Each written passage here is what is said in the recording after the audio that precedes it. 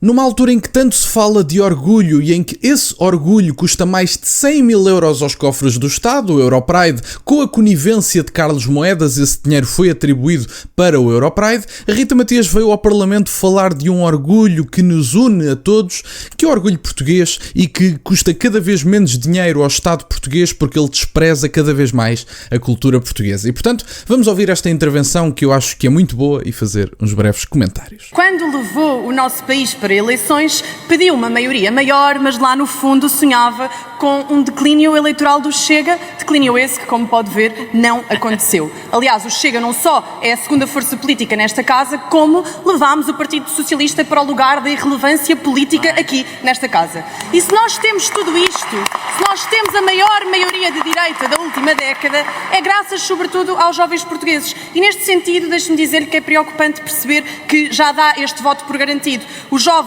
são as últimas páginas deste programa, para os jovens não traz nada de novo e, acima de tudo, consegue repetir mais vezes as palavras inclusão de imigrantes do que jovens, do que natalidade, do que casais, do que filhos, sabe, aquele Portugal português que não pode desaparecer.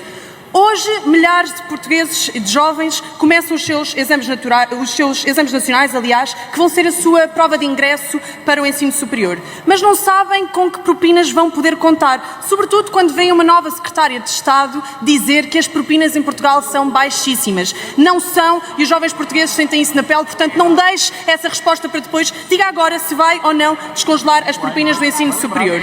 E em relação à habitação, o verdadeiro drama dos jovens portugueses. Os preços continuaram a aumentar, mas as respostas do Governo mantêm-se exatamente as mesmas, sem melhorias. Respostas estas que, infelizmente, só chegaram a alguns jovens, respostas essas que deixaram de fora a geração dos 35, 36, 37 anos, aquela que enfrentou a crise da Troika, do Covid, a inflação da guerra e que nunca teve medidas dirigidas para si. É desta que vamos finalmente dar a mão a esta geração.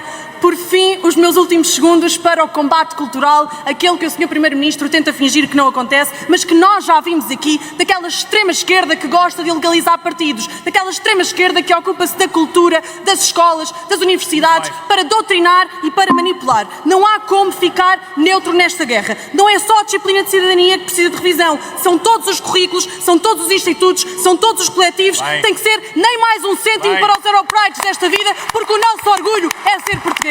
Bom, meus caros, e esta foi a intervenção e eu achei que era digna de ser vista e alguns comentários eram dignos de ser feitos. A questão da saída dos jovens é um problema que tem afetado o país. Aliás, o problema da natalidade, que é um problema da grande maioria dos países da União Europeia, é um problema que não é exceção em Portugal. Ou seja, nós precisamos da juventude para ter filhos. Só que a juventude não precisa apenas de estar em Portugal para ter filhos. Precisa, quer dizer, no mínimo, de se conseguir mudar para uma casa e de ter a garantia de que consegue pagar essa renda a longo prazo. Quem é que vai conseguir ter um filho se nem sequer consegue ter uma casa? Se não consegue manter-se e ter as despesas básicas garantidas, como é que se vai garantir uma despesa adicional? Porque a criança efetivamente tem os laços familiares, a família para mim é a pedra basilar, mas ter a criança tem custos, obviamente. E portanto, esses custos têm que ser garantidos antes do nascimento da criança. E obviamente que eu também assumo isso e não tenho problema nenhum em dizê-lo. Há países na União Europeia que têm apostado em incentivos à natalidade financeiros que têm tido resultados até bastante modestos. Ou seja, não é apenas a parte financeira que vai fazer com que os jovens portugueses, europeus, do modo geral, tenham filhos. O que vai fazer também é uma mudança cultural. Mas essa mudança cultural já está em curso. Ou seja, nós precisamos, e é uma questão de vida ou de morte, literalmente, é uma questão de sobrevivência do nosso povo, porque todos os povos pressupõem continuidade para a sua manutenção. Precisamos de resolver a crise da natalidade. E a crise da natalidade só pode ser resolvida por quem ainda está em idade de ter filhos. Quer dizer, há idades que já não permitem ter filhos, ou pelo menos em que a gravidez passa a ser um risco e não algo relativamente fácil e natural de se ter. E, portanto, é importante que haja incentivos adequados à natalidade. É importante que os nossos jovens consigam ter casa e que se trate da raiz do problema da subida dos preços da habitação. Não é trazer respostas que vão fazer o preço da habitação subir, como fez já o governo da AD. E como é que a AD fez isto? Bom, a AD decidiu incentivar a procura quando a oferta se mantém na mesma. Adivinhem o que é que acontece para quem tem 15 minutos de leitura de um livro, seja do Adam Smith, seja de quem for.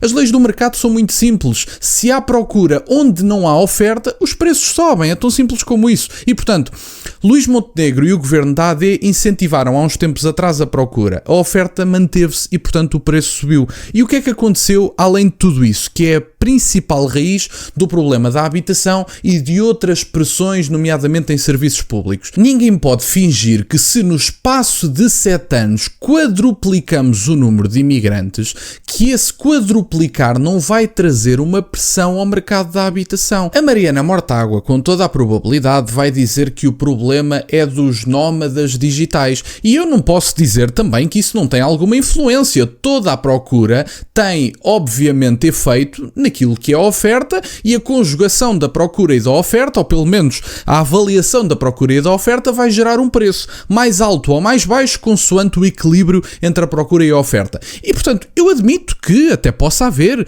um conjunto de nómadas digitais que possa influenciar, sei lá, 5% do mercado.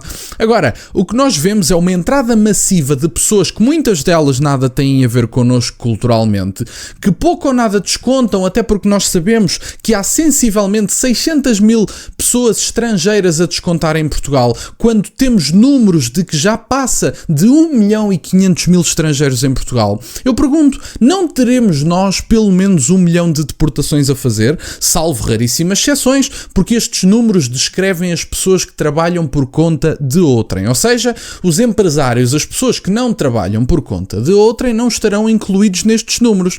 Mas salvo essas exceções, não estaremos a falar de praticamente 1 milhão de deportações que este país tem que fazer. Eu acho que é bom começarmos a materializar o discurso em números, até porque esses números vão ser essenciais para sabermos qual é que é a direção das políticas. A AD não vai ter coragem de falar disto, apesar de que no dia de ontem eu ouvi Leitão Amaro a fazer um discurso numa tentativa de aproximação ao discurso do Chega. E, portanto, eu assisti ontem a isso e com toda a probabilidade a AD vai tentar fazer pelo menos algumas medidas que deem alguma visibilidade ao seu governo do ponto de vista da imigração. Mas o problema não vai ser resolvido e, portanto, eu acho que é essencial que neste momento o Chega comece a falar de números, nomeadamente de deportações, e começar a falar da deportação não só de pessoas que cometem crimes, mas também, não só de pessoas que estão apoiadas em estados sociais, mas também, além disso, pessoas que falharam em integrar-se. E se juntarmos estas 3 partes de deportações, posso garantir que uma boa parte do problema estará resolvido.